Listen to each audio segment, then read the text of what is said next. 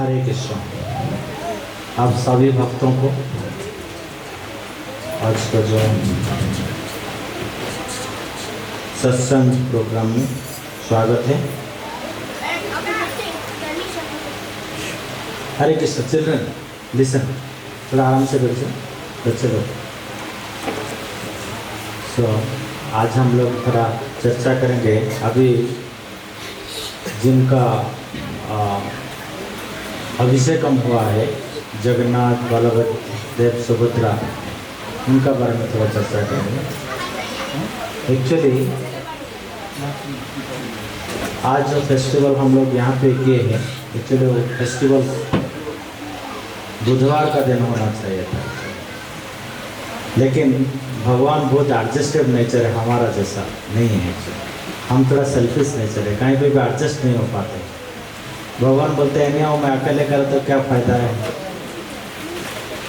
जब भक्त लोग आएंगे उसी दिन करवा दो। जैसे कि रथ यात्रा करते हैं, उसका अर्थ होता है भगवान बोलते हैं मेरा पास तो लोग इतना समय निकाल के नहीं आ पाते, हम एक बार बाहर जाके सबका दर्शन देके अभी नीचे तो निकाल के तो हमको दर्शन देंगे और कृपा करेंगे। इसी कारण का वजह से भगवान बाहर आ जाते हैं। तो हम भी यहाँ पे मियाँपुर सेंटर में आज करने का कारण ये है कि आप सब लोग उसका भाग लीजिए। कितना लोग अभिषेक किए? बहुत सारा। सब लोग अभिषेक किया ना यहाँ पे, सब लोग माता जी लोग, सब लोग, बहुत लोग थे। तो मैं देख रहा था, मैं पीछे बैठ कर देख रहा था। तो ये अभिषेकम का कारण क्या है, थोड़ा चर्चा करेंगे। ठीक है, मैं ज़्यादा समय नहीं लूँगा। कितना समय तक कल हो रहा है सर? आधा घंटा, ठीक है, 40 मिनट्स। ओके, तो प्रभु जी आदेश दिए 40 मिनट्स, तो मैं जितना कंडेंस्ड फॉर्म में देखूँगा बोलूँगा।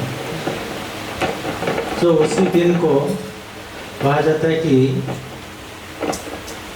स्नान पूर्णिमा कहा जाता है। जैसे कि राम जी का अवतार कब लिए थे, कौन सा दिन में?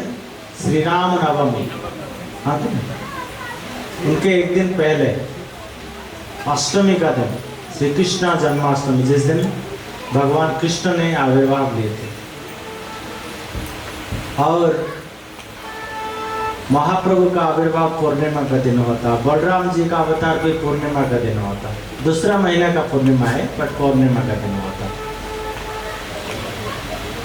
इसी तरह जगन्नाथ जी का जो आविर्भाव तिथि है, उसको कहा जाता है देव स्नान पूर्णिमा व स्नान पूर्णिमा कहा जाता है।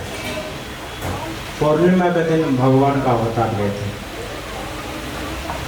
जो पूर्णिमा का दिन, ये जो स्नान पूर्णिमा जगन्नाथपुरी में बहुत जोर जार से किया जाता है। बहुत लोग आते, तीर्थयात्री इतना आते, लाखों संख्या में आ जाते हैं, लाखों में। एंड भगवान का जो अभिषेकम होता है बाहर होता है, स्नान मंडप में। जगन्नाथ जी बाहर आ जाते, जगन्नाथ मंदिर का अंदर नहीं होता है, बाहर आते हैं। उसका एक कारण कहा जाता है कि भगवान आते हैं ताकि जो लोग नॉन हिंदू से, जो हिंदू लोग हैं, भगवान को उनको अंदर जाने के परमिशन नहीं है जगन्नाथ मंदिर का। तो स्नान मंडप से जब किया जाता है, वो लोग बाहर से भी दर्शन ले सकते हैं। उसका एक कारण है।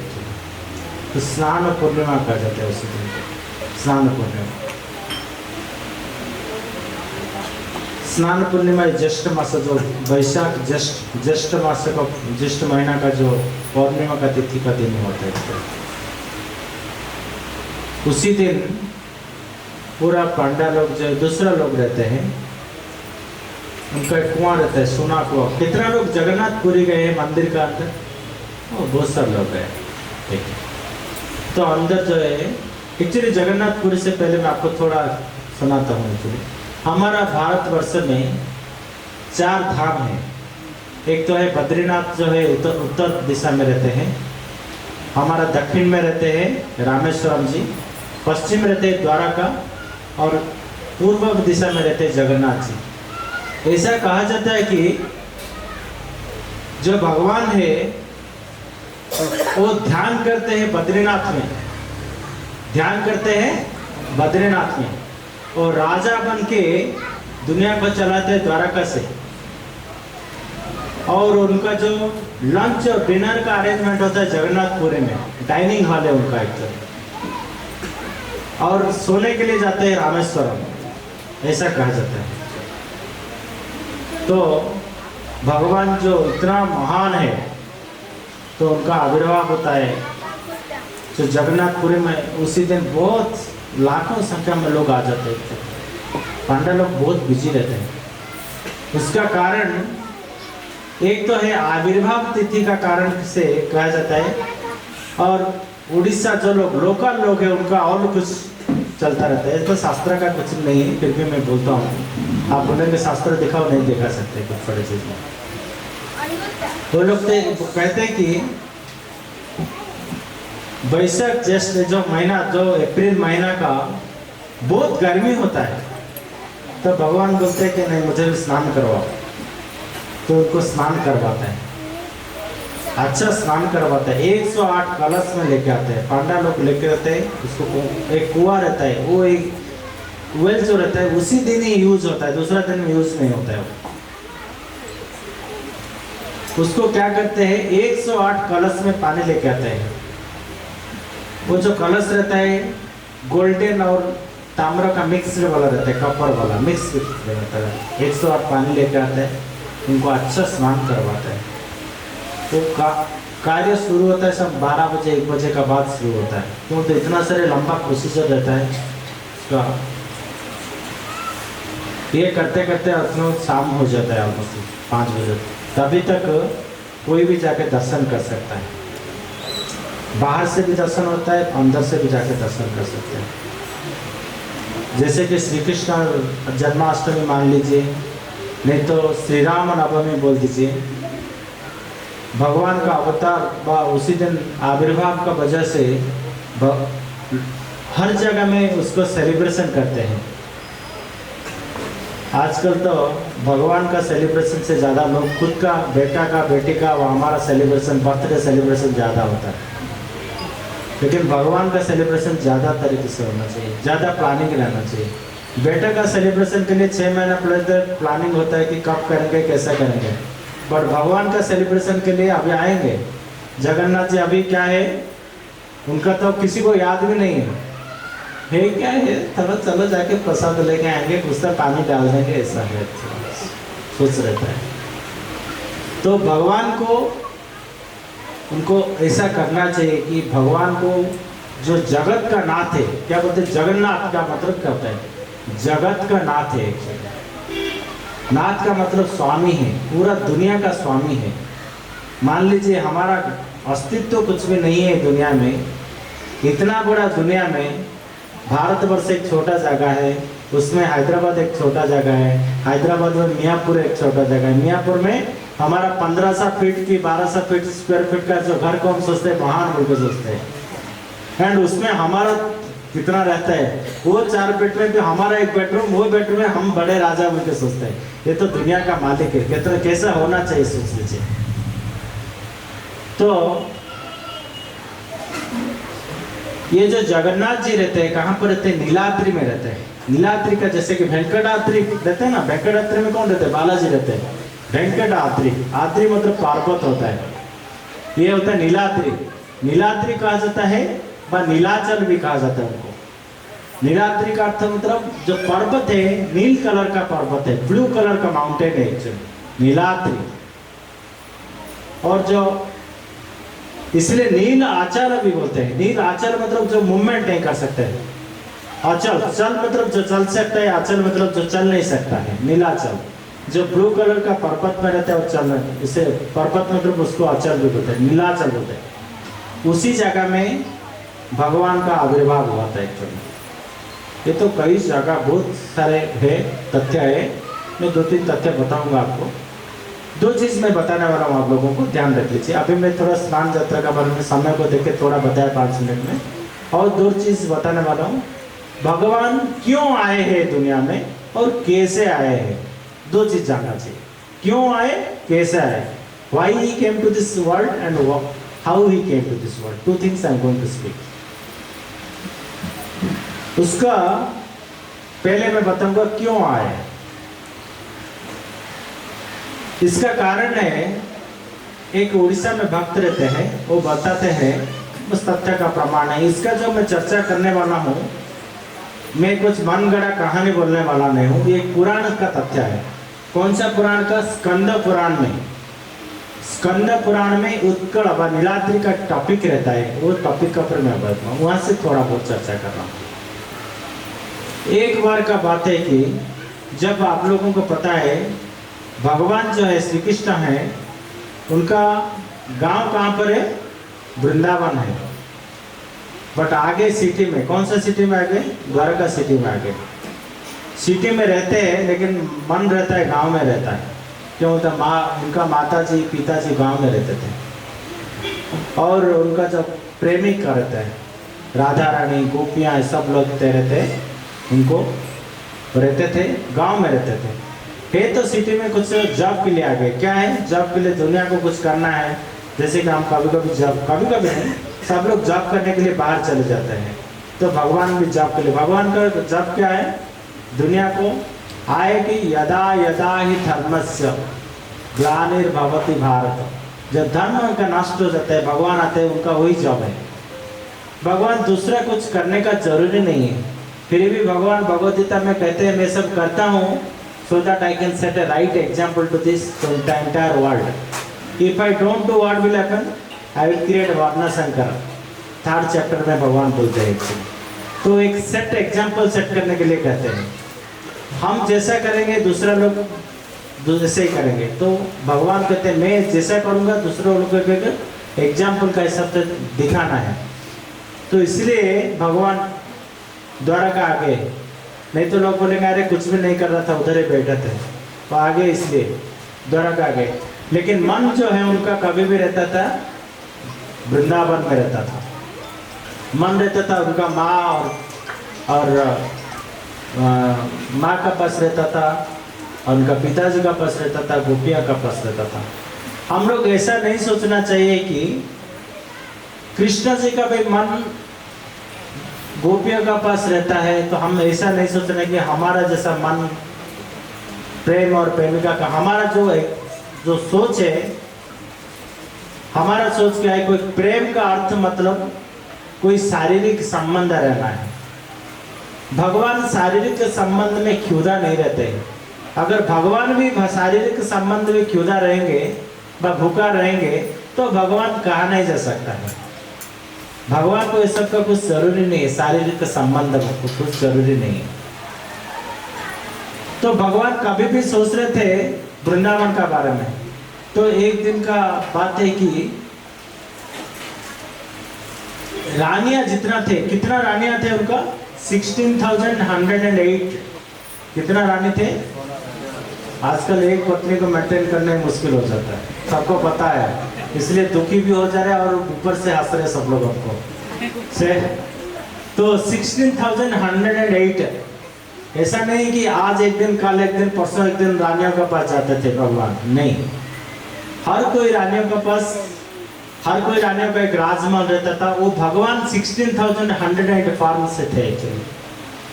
नारद मुनि एक बार सोच रहे थे कि द्वारका में भगवान क्या कर रहे हैं बोल के देखने के लिए आ गए। जो देखे तो एक जगह में भगवान दान दे रहे, और एक जगह में उनका पत्नी का साथ बैठ के लूडो खेल रहे, और एक जगह में संध्या वंदन कर रहे, और एक जगह में बच्चों का साथ कर रहे। तो हर किसी रानी का 10 बच्चे थे। तो हमारा सोच नहीं चलना है कि हमारा जैसे सोचते कोई प्रेमिका बगैर में शारीरिक संबंध हो, हमारा भूख का मेंटेन करने के लिए। तो भगवान ऐसा नहीं थे एक्चुअली। तो भगवान सोच रहे थे उनका प्रेम का भूखा था। जैसे कि भगवान बहुत प्रेम का भूखा रहते हैं। हमको उनको जितना प्रेम कोई करता है ना, तो वो जितना प्रेमिका है भगवान के लिए, जो जितना बड़ा भक्त है, गोपियों से कोई बड़ा भक्त नहीं है।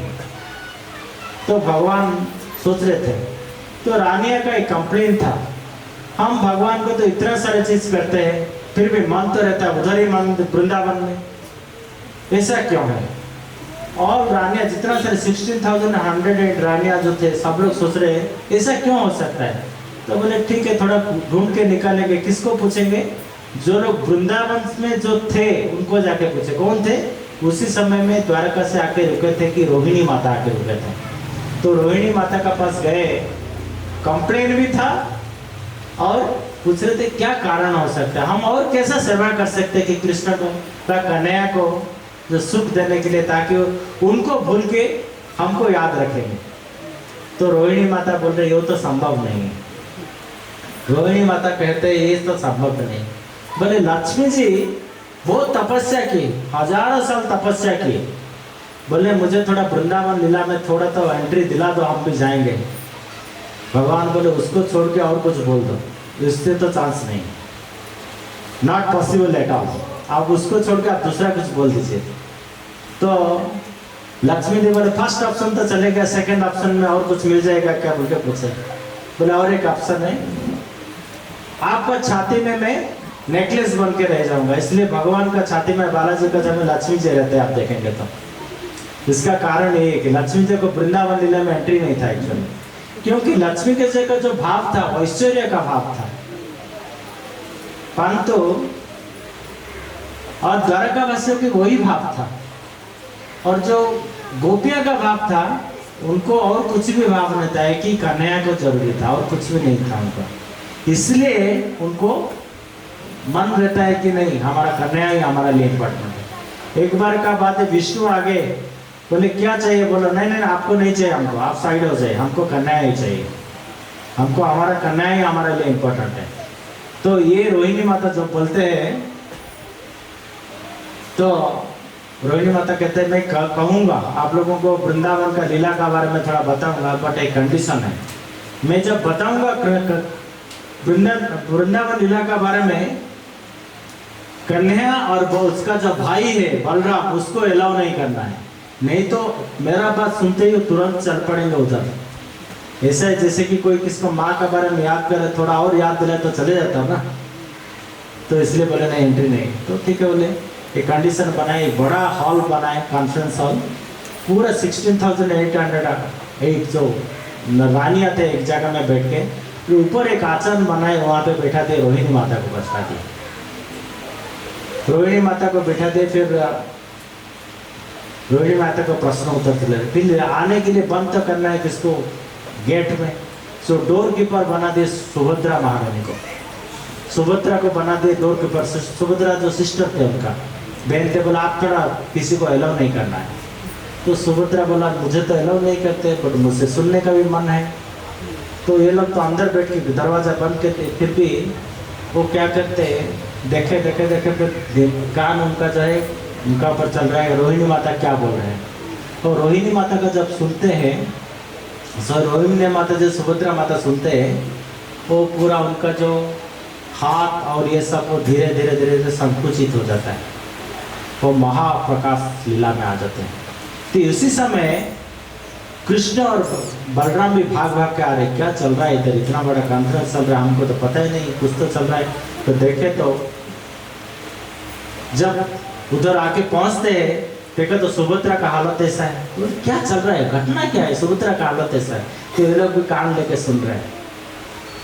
तो दोनों जब वृंदावन लीला के बारे में सुनते हैं, तभी ये दोनों का भी हाथ पैर, जैसे कि हम जगन्नाथ जी का देखते हैं ना, हाथ जो संकुचित हो जाता है, पैर नहीं, पूरा आंख जो होता है बड़ा बड़ा हाथ होता है, कान जो होता है बड़ा बड़ा कान हो जाता है। इसी तरह ये जो जगन्नाथ बलदेव सुभद्रा ये सब ये जो रूप में आगे, उसी समय क्या होता है, नारद मुनि आते हैं उधर। नारद मुनि का तो काम थे घूमते रहना, प्रचार करते रहना। ये देखे तो इस जगह में आके पहुंचते, जब देखे ये कृष्णा बलराम सुभद्रा का ये सब रूप हो गया। तो जैसे नारद मुनि आके देखते हैं कृष्णा बलराम सुभद्रा उनका ओरिजिनल फॉर्म में आ गए, ओरिजिनल फॉर्म में। तो नारद मुनि बोले आप छुपा मत, मैं तो देख लिया आप लोगों को, आप तीनों को मैं देख लिया, तीनों को देख लिया आप लोग। फिर मैं ठीक है किसको मत बताओ, हमको देख ले। नहीं नहीं नहीं नहीं, मैं किसी को बताऊंगा नहीं, मैं खाली मेरा एक इच्छा है, ये जो देखा दृश्य देखा मैं दुनिया को दृश्य बताने वाला हूँ। आप हमको वरदान दीजिए कि आप ये रूप में एक बार भी जगत में पधारेंगे, आएंगे। तो भक्त का बात है ना, डाल नहीं सके तो कृष्ण बलराम बोले तथास्तु। तो तभी से, इसलिए एक कारण है कि ये क्यों आए। और एक कारण मैं बताता हूँ, ये हमारा गोस्वामी लोग जो कारण बताते हैं, ये जो कृष्ण जो थे विरह का भाव में, ये दूसरा कारण है। जो है दूसरा कारण बता, ये दो कारण क्यों आए दुनिया में। दूसरा कारण है कि कृष्ण जो है वृंदावन का जो विरह भाव में कभी भी बहुत सोच रहे और पीड़ा भाव, बहुत पीड़ा होता है, बहुत पीड़ा होता है, इतना पीड़ा हो रहा है, वो एक बार चेतना भी खो गए, अनकॉन्शियसनेस हो गए। तो उसी समय कौन थे उनका पास? थे बलराम जी थे, और उद्धव जी थे, और नारद मुनि थे।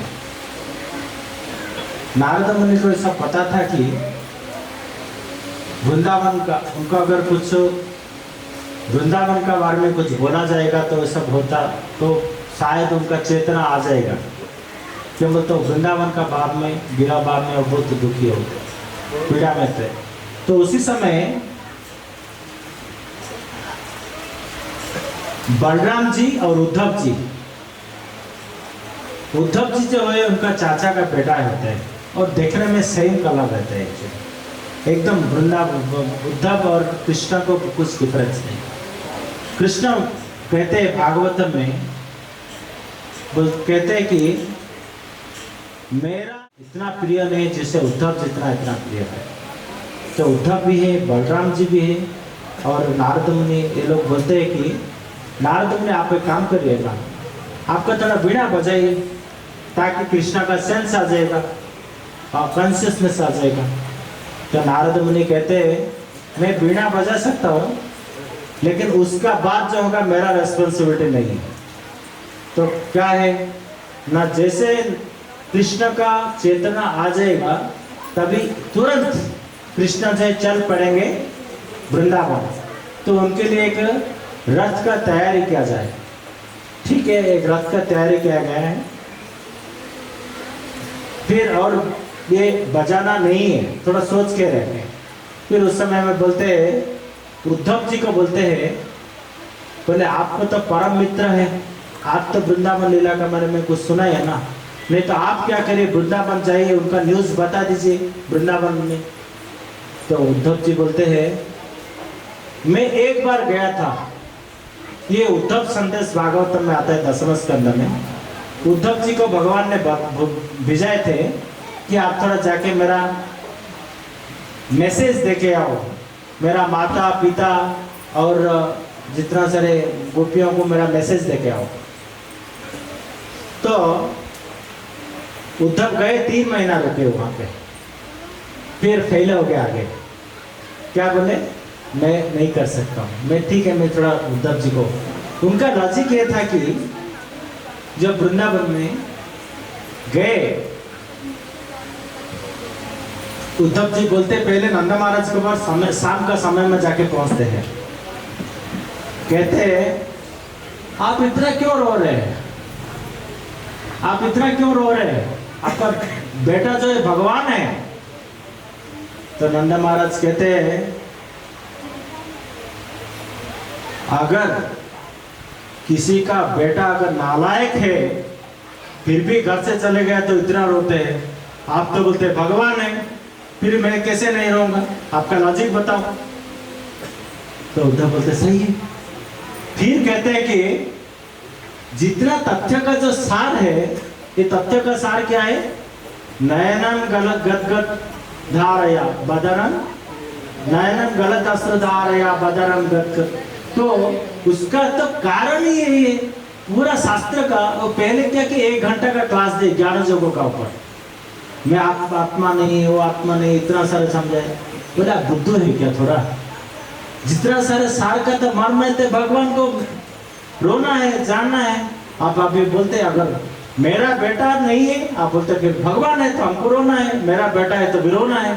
तो उद्धव जितना से लॉजिक उसको अप्लाई किया पूरा फेल हो गए। फिर गोपियों का पास गए, फेल हो गए।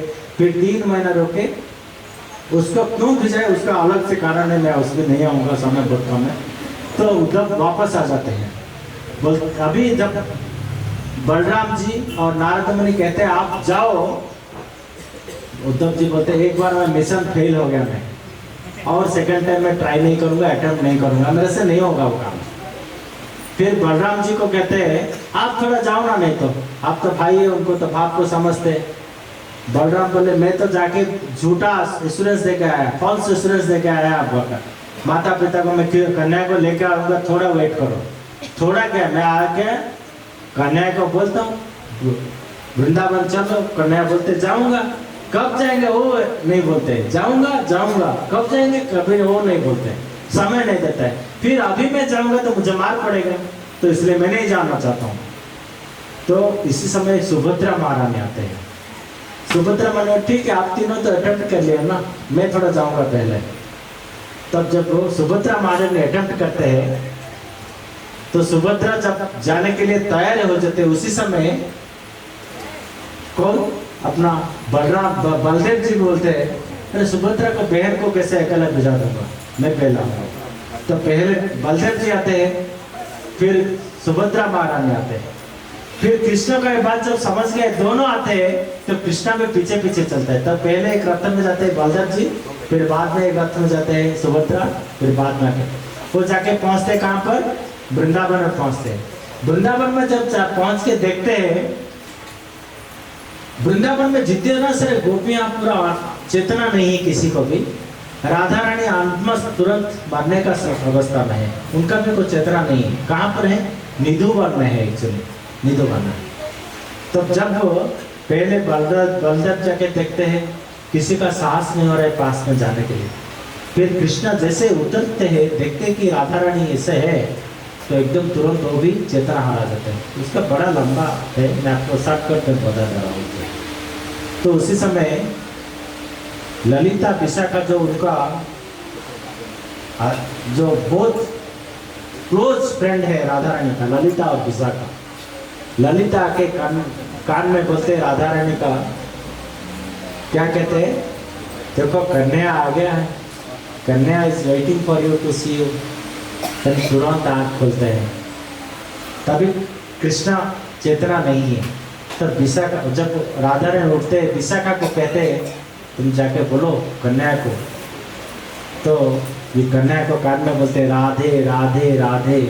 तो क्या होता है, तो अभी कृष्णा और सुभद्रा भी है, राधा रानी भी है, बलराम जी है, ये तीनों पर क्या हो गया, सेम फॉर्म में आगे फिर इसी को बोलते हैं, जो हम इसी का कारण है, एक्चुअली इंटरनल रीजन है क्यों भगवान आए। 2 कारण मैं बताया आप लोगों को, अभी बताऊंगा 10 मिनट में क्यों कैसे आए हैं। ये तो बात बहुत दिनों पहले का बात है। ये कैसे आए हैं 10 मिनट में बता लगता हूँ आप लोगों को। एक बार का बात है, जैसे कि हमारा किसी का मैक्सिमम सब लोगों का इच्छा रहता है कि 100 साल तक जीना है। क्यों 100 साल एक स्टैंडर्ड बनाया गया है, क्योंकि ब्रह्मा जी को जो आयु है 100 ईयर्स है। ये 100 ईयर्स में 50 साल जो है फर्स्ट परार्थ बोलते हैं, और द्वितीय सेकंड 50 ईयर्स को जो द्वितीय परार्थ बोलते हैं। परार्थ मतलब आधा हो गया, परार्थ। तो पहला 50 साल में ब्रह्मा जी का, अभी जो चल रहा है, अभी ब्रह्मा जी का 50 साल खत्म हो गए, प्रथम दिन का अभी आफ्टरनून चल रहा है भगवान का, ब्रह्मा जी का। तो ब्रह्मा जी का समय बहुत लंबा चौड़ा रहता है। थोड़ा क्विकली बता देता हूँ ब्रह्मा जी का समय कैसे रहता है। ब्रह्मा जी का एक दिन का समय कैसे रहता है मैं बताता हूँ आपको।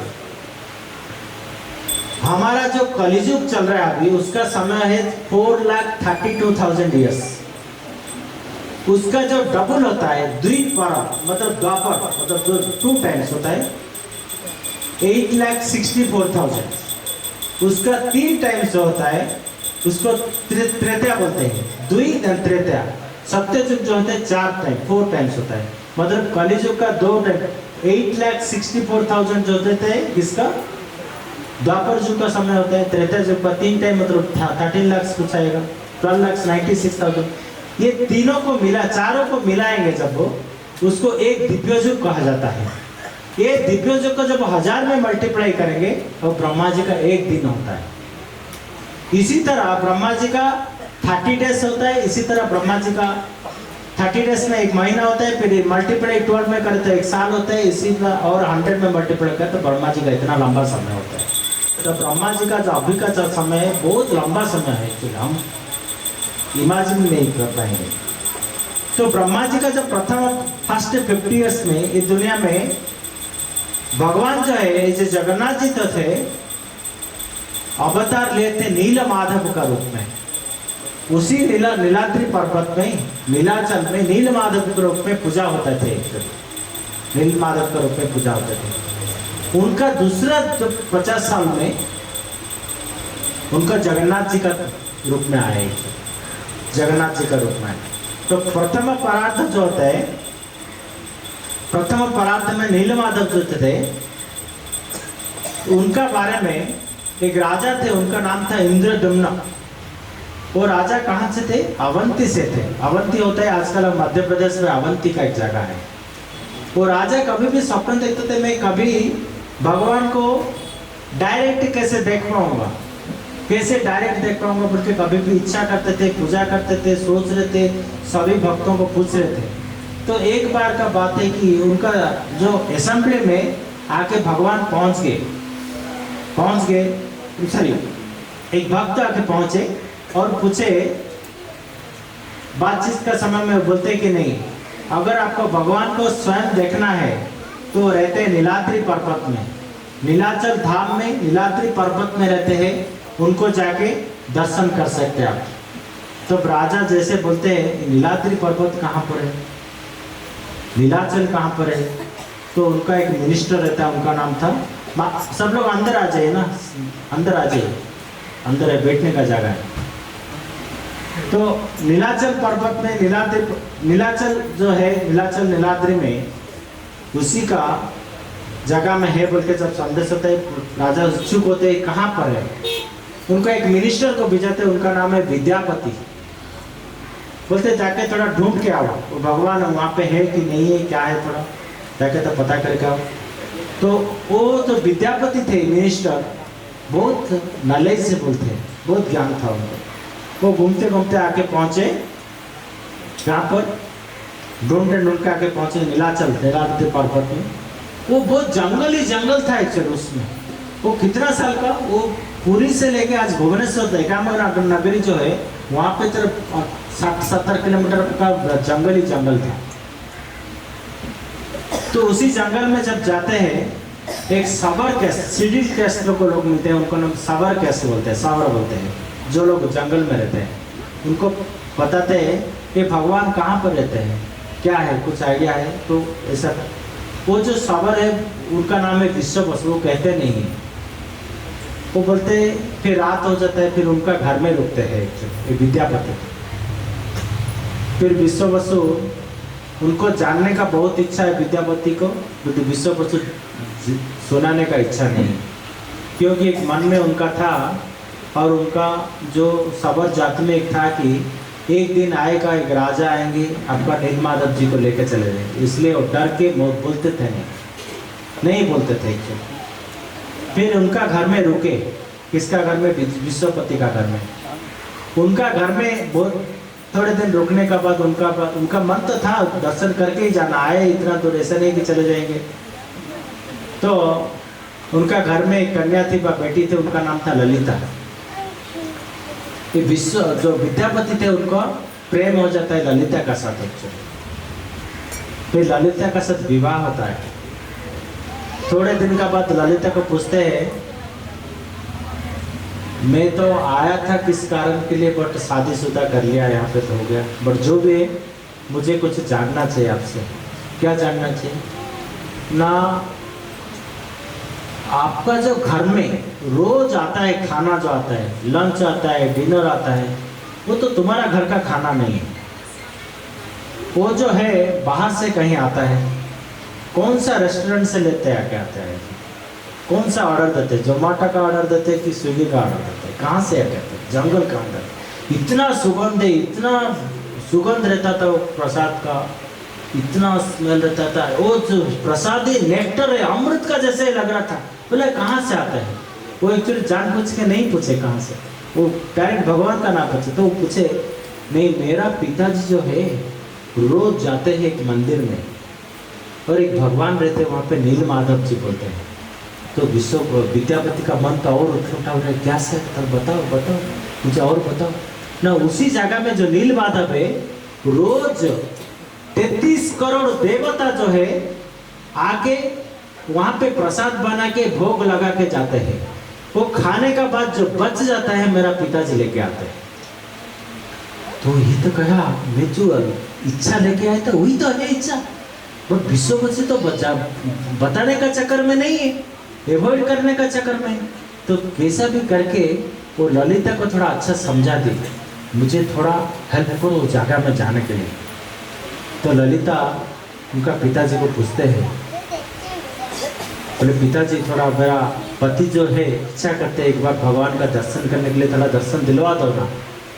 बोलते नहीं, उधर लेके गए तो कोई लेके चले जाएगा, ये राजा का बाहर से सिटी से आया था कभी, उससे लेके चलेगा, इसलिए मैं दिखाना नहीं चाहता। फिर बार बार अट्रैक्ट करते हैं, फिर ललिता बहुत दुखी हो जाती है, बहुत दुखी हो जाते हैं, कहते हैं कि मेरा पति दुखी है तो पत्नी भी दुखी, तो आजकल का जमाना कैसे नहीं, उसी समय का सम्मान है, हाँ कि नहीं। पति दुखी है तो भी चलेगा पर पत्नी सुखी होना चाहिए, आज का जमाना रिवर्स है, ठीक है। तो उस समय पति को दुखी देखे पत्नी बहुत दुखी हो गई। फिर ललिता का दुखी देखे, अभी पिताजी तो थे विश्ववसु, कहते कि उनका हृदय से थोड़ा चेंज हो गया, हार्ट में थोड़ा चेंजेस आ गया। बोले ठीक है मैं दिखाने के लिए लेके जाऊंगा, बट एक कंडीशन है, मैं उनका रास्ता नहीं दिखाऊंगा। दिखाने के लिए तो लेके जाऊंगा पर रास्ता नहीं दिखाऊंगा। कैसे? उनका आँख में पट्टी डाल दूंगा। तो ये लोग मान गए। तो ललिता बोला ठीक है, मेरा पिताजी तो आपको वो तक तो रेडी है ना, मैं और दूसरा रास्ता कुछ बताऊंगा, आप डोंट वरी। क्या रास्ता बताएंगे? आप जब जाएंगे ना, आपका पीछे जो धोती पहनते, धोती का पीछे मैं क्या करूँगा, एक राई का दाना का एक बैग डाल दूंगा। राई मतलब समझते ना, मस्टर्ड सीड्स का एक डाल दूंगा, उसमें होल रहेगा छोटा छोटा, तो ये गिरते जाएगा। तो आप घर से जब निकलेंगे तो ऐसा करते करते भी विश्ववसु आगे आगे चले, विद्यापति आगे पीछे पीछे चले, तो जैसे जैसे उनका एक राई का दाना गिरते रहते गिरते रहते गिरते रहते, ऐसे ऐसे जाके भगवान का दर्शन हो गया। और विद्यापति का तो आनंद का कोई सीमा ही नहीं है। उस दिन भगवान को दर्शन किए, राजा जो जिसके लिए पीछे तो उनका भी हो गया, इतना आनंद है, इतना आनंद है। वो आके बोले कि ठीक है मैं अभी जाऊंगा, फिर मैं राजा को लेके आऊंगा। बारिश का दिन का समय था। फिर आके राजा को इन्फॉर्म किए, राजा को इन्फॉर्म किए मैं अभी देख लिया, आप आइए हमारे साथ। राजा ऐसा नहीं कि प्लानिंग करेंगे, घर कैसा बनाएंगे, पूरा तुरंत अकेले नहीं, पूरा राज्यों को बोले, सब लोग पूरा जितना सारे प्रजा को बोले मेरे साथ आना है नेक्स्ट टाइम, जो नहीं आना है बताओ, पर मैं तो लेके जाता हूँ, सबके लिए बंदोबस्त उधर करना है। पूरा सबको, राजा सैन्य सामंत पूरा सबको लेके जा रहे हैं। अभी वहाँ पे देखते देखते अभी नीलाद्रि में विद्यापति आके पहुंचे, लेके जाए तो फिर भी जाके पहुंच गए उधर। जब पहुंचते हैं उसी समय में देखते हैं प्रभु जी और एक 10 minutes just try to complete. तो उस समय में जब जाके पहुंचते उधर, उसी समय उनको खबर आता है कि भगवान चले गए उधर, नहीं हो जाएगा। जो राजा भगवान के लिए कितना दुखी था, कितना उत्कंठा था, कितना एंथुसियाज्म था दर्शन करने के लिए, राजा का भी दर्शन ही नहीं हो रहा है। तो इतना मन दुखे, इतना मन दुखे। उसी समय नारद मुनि बिठाए उनका साथ। नारद मुनि कहते हैं मैं इसलिए तुम्हारे साथ आया हूँ, तुम्हारा थोड़ा दुख को सांत्वना देने के लिए। क्या सांत्वना देने के लिए? विश्ववसु भी उस तरफ दुखी है और ये भी दुखी है। तो उसमें कहते हैं कि मुझे ब्रह्मा जी भेजा है। एक्चुअली किस चीज़ के लिए भेजा है? आपको एक मैसेज देने के लिए। क्या मैसेज है?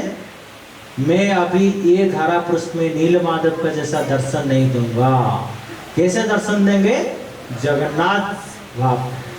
तो जगन्नाथ बलदेव सुभद्रा जी जो है उसी का कारण है कि जगन्नाथ बलदेव सुभद्रा जो है ब्रह्मा जी का द्वितीय परार्थ में परार्थ ने जब उनका रूप में दर्शन दिए। फिर भगवान आए, राजा फिर लौट आए एक्चुअली, नहीं उधर ही रुके। फिर मंदिर का कंस्ट्रक्शन करवाए, मंदिर का कंस्ट्रक्शन बना, जगन्नाथ जी का एक मंदिर का कंस्ट्रक्शन हुआ। मंदिर का कंस्ट्रक्शन होते का फिर ब्रह्मा जी का पास जाते हैं, ब्रह्मा जी का पास जाते हैं। ब्रह्मा जी उसी समय थोड़ा ध्यान में थे, जैसे कि मैं बताया कि समय डिफरेंस है, हमारा उधर का उनका समय बहुत डिफरेंस है। उधर थे कौन लेके गए? नारद मुनि लेके गए। तो वो तो इंद्रदम्न राजा है, अकेले तो नहीं जा सकते। तब सत्यलोक, अब मैं पृथ्वी लोक है, पृथ्वी लोक से सत्यलोक को नारद मुनि लेके गए। एक्चुअली नारद मुनि जैसे गए, ब्रह्मा जी उस समय में एक मुहूर्त के लिए वेट करना पड़ा। ब्रह्मा जी तब आँख खोले, दर्शन दिए, बोले ठीक है I will come for inauguration, don't worry.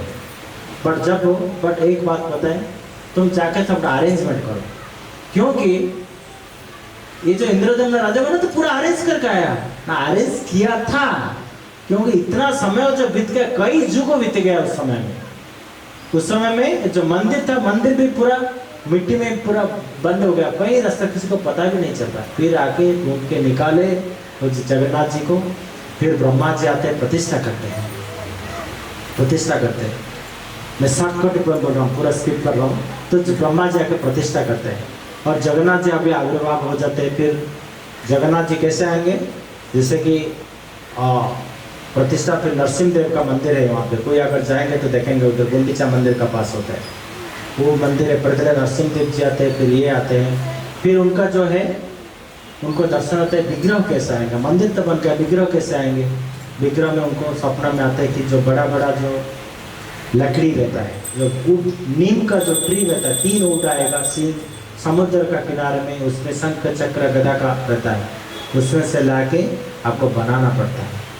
तो उसी तरह जगन्नाथ जी, बलदेव जी, सुभद्रा जी आ गए। तो जब अभी जगन्नाथ जी, बलदेव, सुभद्रा जी हो गए, मंदिर आ गए, सुभद्रा, जगन्नाथ, बलदेव, सुभद्रा जी, उसका भी कारण है कैसे आए। एक्चुअली जो नीम का आए ट्री में, उसमें इतना सारे कारपेंटर को बुलाया गया है कि उनको बनाने के लिए कोई हाथोड़ा भी नहीं मार पाए। फिर एक बहुत सारे राजा लोग आए, कारपेंटर, कोई नहीं कर पाए। फिर एक बाद में बूढ़े आके बोले मैं ट्राई करूँगा। इतना लोग आए, कोई ट्राई नहीं कर पाया, तुम क्या ट्राई करोगे? वो बूढ़ा है, दिख नहीं होता है ठीक से। बोले ठीक है ट्राई करो। बोला मैं करूँगा, बट आपको कंडीशन है। क्या कंडीशन है? मैं जब तक अंदर रहूँगा आपको खोलना नहीं है, आपको खोलना नहीं है, दरवाज़ा खोलना नहीं है। तो और कोई डाउट नहीं करना है। तो इसमें जाके अंदर देखते हैं, तो 15 दिन 20 दिन के बाद जब उनको साउंड नहीं आता है, ओपन कर देते हैं। तो उसमें जगन्नाथ, बलदेव, सुभद्रा जी आधा आधा फार्म में बन गया। इंद्रदम्न राजा बहुत दुखित हो जाते हैं, बहुत दुखी हो जाते हैं। मेरे में क्या गड़बड़ करते हैं, कितना बड़ा अपराध करते। फिर भगवान बोलते नहीं, मेरा इच्छा था कि यही रूप में, यही समय में आपको दर्शन देने के लिए। तो इंद्रदम्न राजा मंदिर में प्रतिष्ठा होता है। फिर प्रतिष्ठा होने के बाद क्या होता है, जो जगन्नाथ जी रहते हैं बोलते मैं तुमको कुछ वरदान देने के लिए कुछ चाहता हूँ। तो इंद्रदम्न राजा कहते हैं ठीक है आप वरदान देना चाहते हैं। बोले मुझे कुछ भी वर नहीं चाहिए, वर ले तो हम बिजनेस हो गया, मैं आपके लिए कुछ किया, आप में मुझे कुछ नहीं चाहिए हमको, नहीं नहीं मैं कुछ देना चाहता हूँ। तो भगवान इंद्रदम्न राजा बोलते ठीक है अगर आप देना चाहते हैं तो आप एक काम करिए, आप ऐसा एक वर दीजिए ताकि मेरा वंश में कोई नहीं रहे। क्यों पूछे ऐसा? इसका कारण है कि कहते कि कोई अगर मेरा वंश में रहेगा तो बोलेगा ये मेरा पिताजी बनाए थे, मेरा दादाजी बनाए थे, मेरा वंश में ही कोई नहीं चाहिए। तो ये जगन्नाथ का और इंद्रदम्न राजा कितना बड़ा भक्त है, देख लीजिए इतना बड़ा भक्त है। ये तो राजा है बट रानी थोड़ा दुखी हो गए। बोले ठीक है सही तो है बट रानी थोड़ा दुखी हो गई। मतलब राजा जो मेरा पति जो किया सही है बट जो भी है हम मरने के बाद हमारा कोई अंत क्रिया कौन करेगा, श्राद्ध कौन करेगा? तो जगन्नाथ जी सोचते हैं, बोलते don't worry, I will take care of, मैं तुम्हारा आज से बेटा बन चुका हूँ। एवरी ईयर जो हर साल में जो श्राद्ध होता है जगन्नाथ जी आज भी उनका माता पिता के लिए, कौन इंद्रदम्न राजा तो गुंडीचा माता के लिए करते हैं, उनका माता का नाम है गुंडीचा, आज भी गुंडीचा मंदिर है। तो इंद्रदम्न राजा जो इतना बड़ा भक्त थे, और जगन्नाथ जी भी बहुत भक्त लोगों से बहुत प्रेम करते, भक्त लोगों से बहुत प्रेम करते, बहुत प्रेम करते हैं।